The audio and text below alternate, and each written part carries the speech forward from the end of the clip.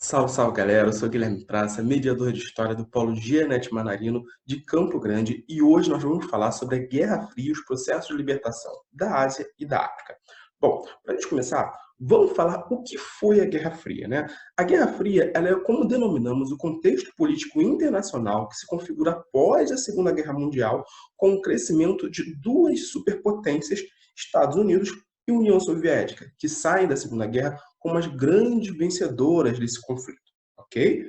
Bom, esses dois países jamais entraram em um conflito direto, mas travaram uma grande disputa no campo político e ideológico pela difusão de suas ideias e a conquista de zonas de influência durante todo esse período que a gente considera como a chamada Guerra Fria, beleza? Então, nesse cenário de disputas, construiu-se o que ficou conhecido como um mundo bipolar, dividido entre um bloco capitalista, liderado pelos Estados Unidos, e um bloco socialista, liderado pela União Soviética, ok? Bom, mas vamos lá. Já que a gente está falando de um período da história do século XX, por que a gente está falando aqui de um período que se inicia em 1947 e termina em 1991, com o fim da União Soviética? A gente está escolhendo esse marco temporal porque 1947 é o ano que o presidente dos Estados Unidos, Harry Truman, na época, faz um discurso posicionando os Estados Unidos frente a essa nova ordem política global, frente a esse mundo bipolar, onde ele vai falar que existiam dois modos de vida. Um modo de vida da liberdade, um modo de vida da democracia, que ele associa aos Estados Unidos, e um modo de vida do totalitarismo, um modo de vida onde uma minoria, que ele vai dizer, se opõe, né, pressiona, força de forma violenta uma maioria, que associa ao socialismo. E ele vai dizer nesse discurso que os Estados Unidos se posicionariam frente à liberdade, apoiando os povos livres que quisessem manter sua liberdade diante dessa tal ameaça que surgia. Bom, esse discurso ele vai ser muito impactante e para muitos historiadores vai significar, vai simbolizar o início desse período da Guerra Fria. Só que esse discurso também ele tem alguns pontos aí que a gente pode questionar a própria fala do Harry Truman quando a gente observa as principais características desse período e quando a gente observa a atuação dos Estados Unidos nessa fase, né? Se a gente parar para pensar que os Estados Unidos era assim, um país que estava lutando pela liberdade, que a gente estava lutando, né, pela democracia em outros países, se a gente olhar mais próximo, se a gente olhar alguns casos bem específicos, a gente começa a questionar as palavras do Harry Truman, porque os Estados Unidos eles vão usar muito da violência, vão usar muito da opressão também, e vão usar muito, né, de ditaduras, ok? Vão usar muito de censura para poder justamente difundir os seus ideais capitalistas. Então, esse pensamento, dentro dessa proposta do Harry Truman, de luta pela liberdade, né, de salvar os países que se sentiam oprimidos, ele, na verdade, não era bem assim.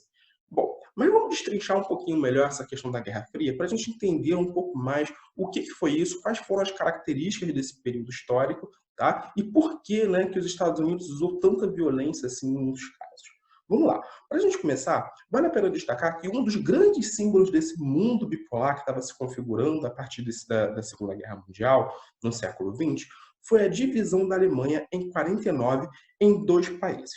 De um lado, torna a República Democrática Alemã, que era um país socialista, e do outro a gente vai ter a capitalista República Federal da Alemanha, dividida fisicamente pelo Muro de Berlim.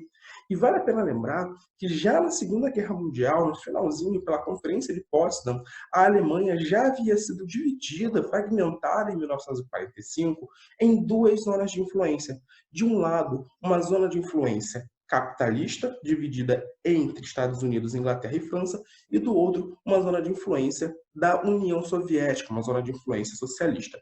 Então, conforme a Guerra Fria vai passando, conforme o século XX vai passando, essa divisão ela vai se aprofundando cada vez mais, até que é criada o próprio Muro de Berlim, né, que é justamente uma divisão já física, simbolizando bastante esse mundo bipolar, ok?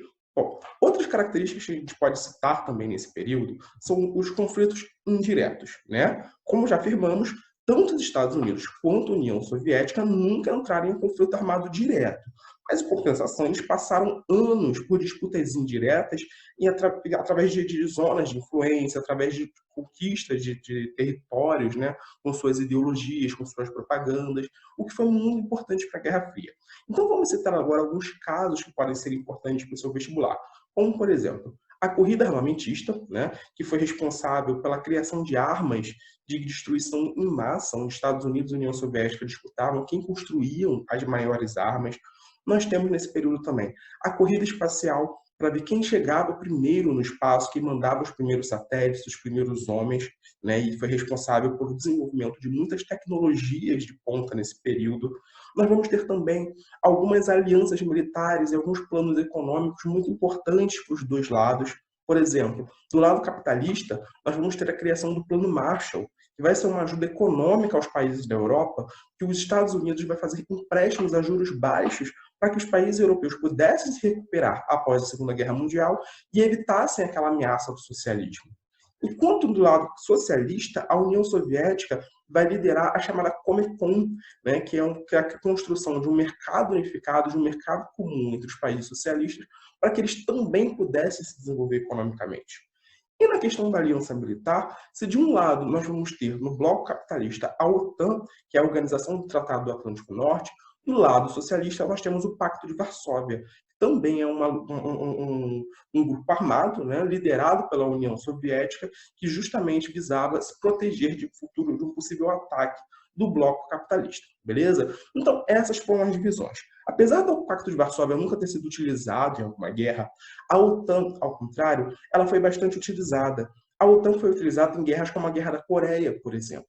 E isso demonstra algumas características específicas do próprio comportamento dos Estados Unidos e da União Soviética frente a uma questão que estava também muito em alta nesse período, que é a questão das libertações coloniais.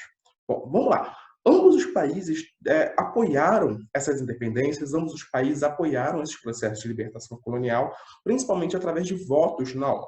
Só que, do lado socialista, a União Soviética não chegou a enviar tropas, não chegou a enviar soldados para o campo de batalha para apoiar algum processo de independência. Ela foi muito mais de treinar guerrilheiros, treinar políticos, enviar dinheiro, enviar munição, enviar armas. Enquanto os Estados Unidos, por outro lado, esse sim foi muito mais intervencionista, né? Foi muito mais de enviar tropas, enviar soldados, por exemplo, para o Vietnã, né, para poder combater o Vietnã do Norte e evitar a difusão do socialismo naquela região, de enviar tropas da OTAN para a Coreia, né, para também combater o expansionismo da Coreia do Norte, ok? Apoiou muitas ditaduras militares na América, justamente para evitar que grupos guerrilheiros, né, que revoluções acontecessem, como foi a Revolução Cubana. Então, eles acabaram sendo muito mais intervencionistas nesse ponto.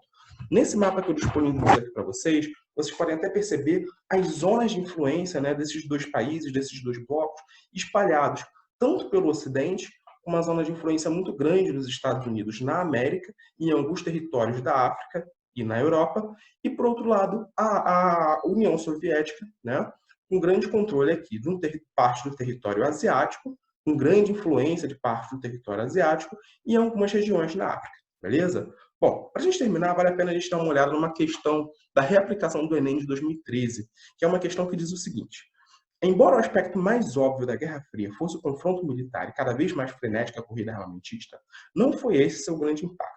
As armas nucleares nunca foram usadas, muito óbvias foram as consequências políticas da Guerra Fria. É um textinho, um fragmento do Hobsbawm, e o enunciado fala assim: o conflito entre as superpotências teve sua expressão emblemática no letra A, formação do mundo bipolar. Bom, parece ok, né? Como eu falei para vocês, o mundo bipolar foi uma expressão emblemática, né, desse momento da Guerra Fria. Mas vamos ter as outras. B, aceleração da integração regional. Errado, né? A gente teve, pelo contrário, uma desintegração. C, eliminação dos regimes autoritários. Errado também. Como vimos, nós tivemos um aumento dos regimes autoritários. D, difusão do fundamentalismo islâmico? Também não. Nós tivemos, nesse momento, uma difusão do capitalismo e do socialismo. Ou letra E, enfraquecimento dos movimentos nacionalistas? Também errado. Os movimentos nacionalistas se fortificaram nesse movimento, se fortaleceram nesse período, ok? Então, só sobra para a gente, como gabarito, a letra A. Bom, galera, espero que tenham curtido, espero que tenham entendido. Fiquem agora com a aula da professora Larissa, aprofundando mais as lutas de libertação coloniais, ok? Abraços! Olá, pessoal. Eu sou Larissa, mediadora de História do Polo de Miracema e de São Francisco de Itabapoana. E dando continuidade ao tema desta aula, vamos falar sobre os processos de independência na África e na Ásia ao longo do século XX, compreendendo o papel do contexto da Guerra Fria e dos movimentos internos nas colônias em prol da libertação e autodeterminação destes povos. Vocês podem encontrar esse conteúdo no módulo 2 da apostila, nas páginas 64 até 76. E para começarmos a pensar sobre este tema, vamos ler esta citação do historiador Mark Ferro, que questiona o seguinte: devemos o fim da colonização à luta de libertação dos povos subjugados e vencidos e só ela, ou temos de imputá-la também à decadência das metrópoles, incapazes de administrar o imenso capital que haviam acumulado? Ou terá ele sido resultado das pressões do mundo exterior conjugado a outros fatores? Bom, vamos pensar, então, vamos analisar os processos de independência a partir destas indagações. Tendo, então, como precedente o contexto histórico debatido na aula sobre imperialismo e Primeira Guerra, veremos agora que, desde o fim do século XIX, movimentos políticos e guerrilhas se organizavam na África e na Ásia, reivindicando a libertação e autonomia dessas regiões, como podemos ver na charge aqui destacada, que enfatiza a ação conduzida pelos povos colonizados na África, expulsando os colonizadores europeus. Podemos afirmar que as ações constantes de resistência, como rebeliões, desobediência civil, luta armada, somadas ao crescimento de ideologias nacionalistas e antirracistas, como o pan-africanismo, o pan-arabismo e a negritude, contribuíram para a crise do colonialismo e para a emancipação da África e da Ásia. Além disso, as metrópoles europeias estavam enfraquecidas, enfrentando dificuldades econômicas e questões internas após as duas grandes guerras mundiais, sobretudo após a Segunda Guerra. A crença na superioridade do homem branco europeu e ideologias racistas foram perdendo força e sendo bastante criticadas depois da Segunda Guerra e queda do nazismo. E, por fim, a Guerra Fria também teve sua importância nas lutas anticoloniais do século XX, como o mediador Guilherme havia explicado anteriormente, na medida em que havia os interesses da União Soviética e dos Estados Unidos em ampliar seus respectivos blocos de países aliados, apoiando os movimentos de independência. As independências dos países africanos ocorreram a partir de diversas formas de luta, por exemplo, através da resistência pacífica, da não violência aos moldes das ideias de Gandhi e fazendo acordos e tratados com as metrópoles visando a independência. Havia os casos também de luta armada e formação de guerrilhas contra os exércitos metropolitanos, como aconteceu com as colônias portuguesas de Guiné-Bissau, Angola e Moçambique. Muitas dessas guerrilhas tinham filiação socialista e isso levava à interferência de países como Estados Unidos, União Soviética, China, Cuba e até da África do Sul, que era controlada por uma minoria branca. Junto a isso, na região sul do continente se destacou a luta contra o apartheid, que vamos detalhar mais à frente. Em relação à luta anticolonial na África, vamos nos deter em alguns casos específicos do Império Colonial Português, cujas colônias foram as últimas a conseguirem a independência. De 1932 a 1974, Portugal viveu sob o regime ditatorial salazarista, que não se mostrou disposto a negociar as independências de suas colônias, mesmo enfrentando as forças guerrilheiras em confrontos que causaram milhares de mortes. Conforme as guerras de libertação se prolongavam em Angola, Moçambique e Guiné-Bissau, o desgaste da ditadura salazarista em Portugal se acentuou, culminando num golpe organizado pelas forças militares, que passou a ser chamado de Revolução dos Cravos. Aqui nós temos uma sequência mostrando os anos de independência das ex-colônias portuguesas na África. Guiné-Bissau em 1974, Cabo Verde, Angola, Moçambique e São Tomé e Príncipe em 1975. E cito Moçambique como um claro exemplo dos efeitos das disputas da Guerra Fria sobre a África, em que a Frente de Libertação de Moçambique, a Frelimo, partido de esquerda, liderou a independência do país, mas teve de enfrentar a oposição do grupo anticomunista Resistência Nacional Moçambicana, a RENAMO, que era apoiado pela África do Sul e pelos Estados Unidos. Essa disputa gerou uma guerra civil que durou até 1992. Em relação à África do Sul e ao apartheid, a minoria branca desse país, que foi uma colônia britânica até 1961, formulou uma série de leis que resultaram na política do apartheid, se tornando um sistema legal na África do Sul de 1948 até 1992. A legislação estabeleceu acessos diferenciados para negros e brancos nas escolas, praias, clubes, ônibus, universidades, proibiu o casamento interracial e limitou o acesso à terra e a participação política às pessoas negras. As primeiras manifestações contra as leis segregacionistas foram organizadas pelo Congresso Nacional Africano, CNA, partido político fundado em 1913, cuja principal liderança foi Nelson Mandela. Em 1962, Mandela foi preso. 2 anos depois, foi julgado e condenado à prisão perpétua. A sua prisão repercutiu mundo afora. A política racista do apartheid se tornou uma questão internacional, levando ao impedimento da África do Sul em participar dos Jogos Olímpicos de 1972 e a sanções e bloqueios econômicos contra este país. Em 1990, após forte pressão internacional, Mandela foi libertado, e em 1992, um plebiscito determinou o fim do apartheid, e nas eleições do ano seguinte, Mandela foi eleito presidente da África do Sul. Em relação às independências na Ásia, vamos focar no caso da Índia. Antes da independência, o território da Índia correspondia ao que hoje é o Paquistão, Bangladesh, Mianmar e a Índia. Esse território foi de controle da coroa britânica desde 1858. A oposição ao domínio colonial da Inglaterra era realizada pelo Partido do Congresso, fundado em 1885 e dirigido por membros da elite intelectual indiana formada nas universidades britânicas. No contexto de disputas étnicas e políticas em que a parcela muçulmana da população não se sentia representada pelo Partido do Congresso e os mesmos discordavam das crenças hindu, ganhou destaque o advogado indiano chamado de Mahatma Gandhi. Durante os anos de 1920 até 1930, Gandhi tomou a frente da campanha pela independência da Índia, tornando-se a principal liderança do Partido do Congresso. Ele defendia a estratégia de não violência, a resistência pacífica e a não cooperação com os colonizadores ingleses. A população, seguindo a liderança de Gandhi, promoveu greves, jejuns e boicotes aos produtos ingleses, recusando-se também a pagar impostos. Uma das maiores mobilizações lideradas por Gandhi foi a Marcha do Sal em 1930, contra o monopólio britânico sobre a produção do sal.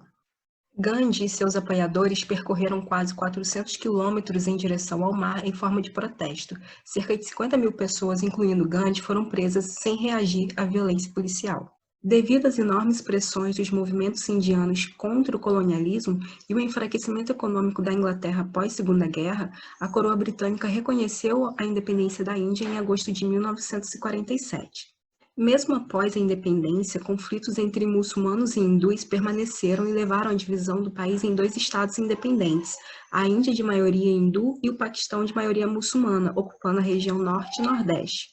Em 1971, o governo indiano apoiou a separação do território oriental do Paquistão, originando um novo país chamado Bangladesh. A Guerra Fria acirrou os conflitos, fazendo com que o Paquistão se aproximasse dos Estados Unidos e a Índia da União Soviética. E nesta disputa, em 1974, a Índia fez seu primeiro teste com uma bomba nuclear e o Paquistão fez o mesmo em 1998. A dominação colonial deixou marcas na África e na Ásia, com alterações econômicas, sociais e culturais, somadas às fronteiras políticas estabelecidas pelos colonizadores, transformando profundamente esses continentes. Então, após as independências, esses países tiveram que enfrentar ainda diversos desafios, como conflitos étnicos e religiosos, guerras civis, interesse das ex-metrópoles em permanecer explorando as riquezas destes territórios, interferindo na autonomia política e econômica dos países, ainda que de forma indireta. E para encerrarmos esta aula, vamos resolver esta questão do Enem 2012, que está na apostila na página 84.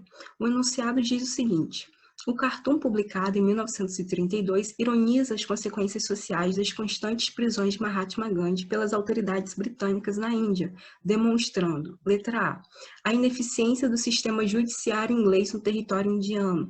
A letra A está errada, porque o próprio enunciado e a charge apontam para a eficiência da aplicação de leis de repressão contra Gandhi e contra a luta por independência. Letra B, o apoio da população hindu à prisão de Gandhi. A letra B também está errada, porque na charge a população hindu é representada com as feições de Gandhi, com o intuito de demonstrar o apoio que ele tinha. A letra C diz: o caráter violento das manifestações hindu frente à ação inglesa. A letra C também está errada, porque tanto a charge quanto o que a gente acabou de estudar, a gente viu que o que predominou no processo de independência da Índia foi a resistência pacífica e o não uso da violência. A letra D diz: a impossibilidade de deter o movimento liderado por Gandhi. A letra D está correta, porque o chargista enfatiza a inutilidade da repressão na medida em que o movimento pela independência da Índia só ganhava força e adeptos dos ideais de Gandhi. Então, a letra D está correta. Mas a letra E diz: a indiferença das autoridades britânicas frente ao apelo popular hindu. A letra E está errada, né, porque contradiz a própria letra D e ao conteúdo da charge, que mostra o inglês, o Lord Willingdon, que era vice-rei da Índia, num dilema entre reprimir os protestos, prendendo Gandhi, ou sucumbir às forças das manifestações pela independência. Então é isso, pessoal. Essa foi a nossa aula de hoje. Ativem o sininho, estudem, anotem suas dúvidas e procurem um mediador ou a mediadora de história do seu polo. Tchau, tchau.